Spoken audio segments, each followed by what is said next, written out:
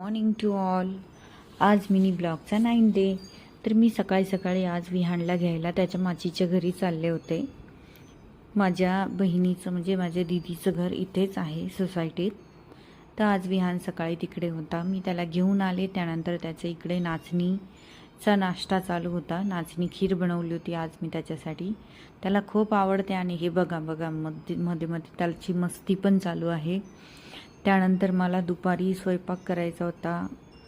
घरात मी आणि माझे हसबंड दोघंच असतात, तर ते घरी नव्हते म्हणून बघा विहानला मला किचन वाट्यावर ठेवून बाकीची काम आवरावी लागली.